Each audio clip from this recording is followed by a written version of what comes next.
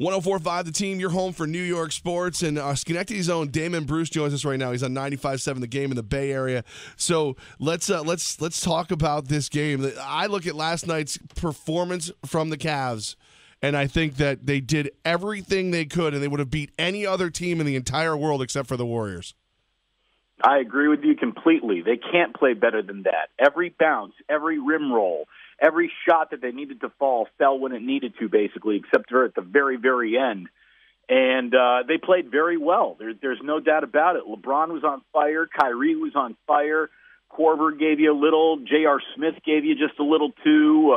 Tristan Thompson still nowhere to be found. But they played out of their mind in front of their home crowd, and they lost on a night where the refs were giving them every benefit of the doubt. LeBron is ragdolling people out there, never gets a call. Steph lowers his shoulder, and it's an offensive foul. Draymond was in foul trouble all night long, but it just didn't matter. There is a skill level and an execution level to the Golden State Warriors and a defensive presence that has really been standing in front of everyone for 3 solid years in a row now. I mean, Durant is the only X factor, and what a huge X factor that is. But any way you want to measure it, fellas, any way you want to get pocket protector dorky and look into some new metrics, you want to just use the eye test. The Warriors have been the best team in the world for 3 years in a row, and it's not even to be contended. I mean, they've won more games over 3 years than any basketball team that's ever played, and that's still not enough for people. But this is going to happen, and it looks like it really could be 16-0, which is all day long historic. It's amazing to think about that. Now, whether it be fans or whether it be sports experts, and I use air quotes around that, there were still some people, as you touched on there, that doubted the Warriors. Why was this happening? Yeah, because, look, LeBron's the prettiest girl in school, so everyone wants to make sure that they have that attention. The people love to suck up to LeBron. They think it benefits their career. You type LeBron into a tweet, it gets more exposure than ever. The Warriors have been disrespected by so many members of the national media. It's become fashion to say, well, Kevin Durant's there, and it's kind of like they're a super team and a villain, and they're cheating. And look, they're just Joe Lacob was killed a couple of years ago for saying that they were light years ahead. And the truth is, the Warriors have been light years ahead. They've been planning this Durant thing for 3 years, had the cap space to pull it off, had the right contracts already signed, which allowed them to pull it off, and have the billionaire owner who will spend huge money to keep this all together. I mean, there is a thirst for finally drinking from the cup of victory out here that, look, 40 years in between titles. I mean, the Warriors were a laughingstock. I used to joke around during the dark days that the Warriors existed just so Atlanta Hawk fans and Clipper fans had jokes to tell.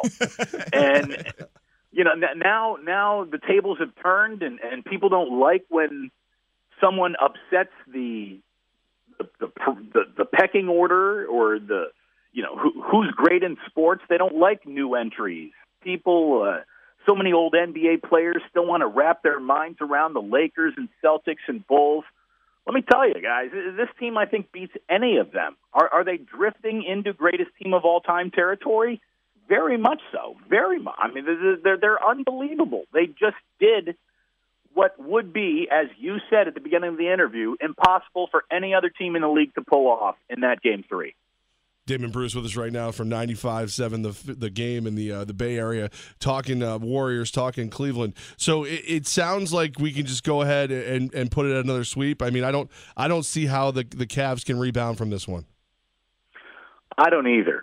I mean, it's got to be a loss that is sticking with them right now as they're going through shoot-around in Cleveland. How do you get over that one? They played fantastic, full-energy basketball, but the Warriors had more when it was left. I'll take you back to last night. You realize that the Cavs went the last 3 minutes and 9 seconds without scoring a point in that game? When J.R. Smith hit that three and did the hands in the holsters, that was the last bucket Cleveland hit all night long.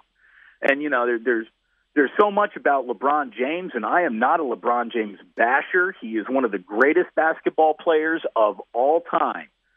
But look, the greatest basketball player of all time has been outscored by Kevin Durant 31-11 in the fourth quarter of this series. LeBron said he wasn't tired the other day. He wears down.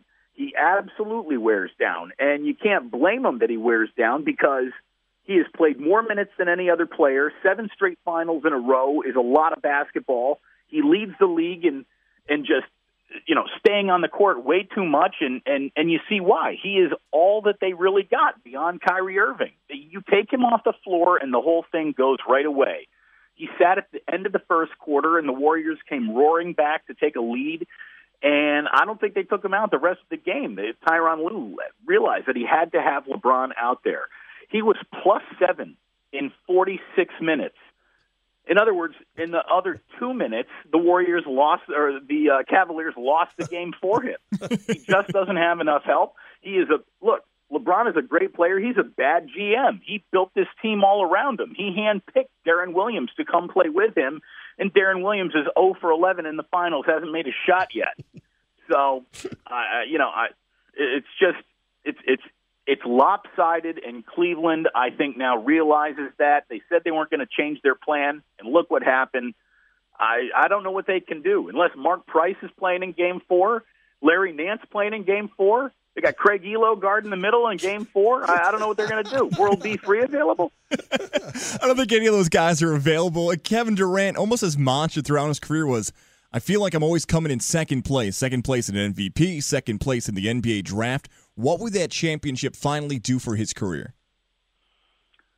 For some, it won't be enough. He's almost a damned if he does, damned if he doesn't, because everyone's going to say he came and joined the Warriors, which was an easy way to do it. But as you can see last night, that was not an easy way to do it. But he's been one of the best players in the world for a really long time, and he is going to remain one of the best players in the world. And now he is on the best team in the world, so expect even more from Durant. That dagger that he buried last night, that was amazing.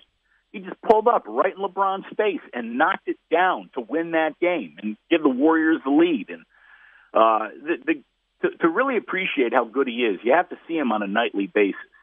And for the first time in my career or his career, I've been able to watch him on a nightly basis. He is amazing.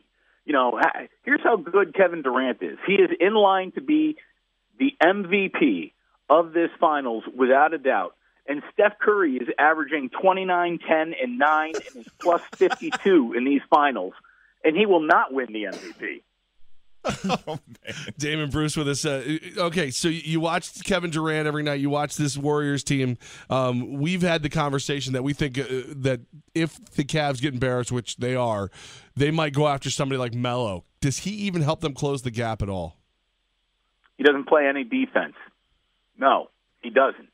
He doesn't. The Cavs do not need more scoring. They need more defense, and that was on full display in every single game that we've seen so far against the Golden State Warriors. The Warriors are the best defensive basketball team out there, and if you're only playing one way, 100 miles an hour, that'll still get you lapped. It really will. I mean, they're just such a defensive-committed basketball team that I think if you're talking about who can they add to close the gap, Paul George is the guy that they need to add to close the gap because he is a two-way player. The only way Carmelo is a two-way player is in his marriage. Schenectady owns Damon Bruce right now. He's out in the Bay Area doing sports talk. Damon, we appreciate you, and we're glad you're doing great. And don't be shocked if we start calling about my Oakland Raiders soon.